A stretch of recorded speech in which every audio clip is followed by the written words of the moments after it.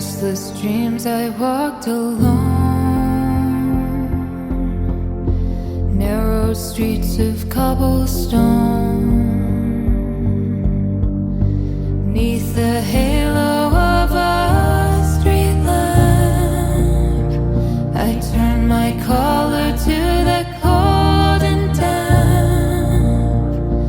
When my eyes were stabbed by the flash of a neon light that split the night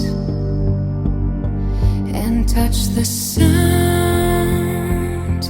of silence.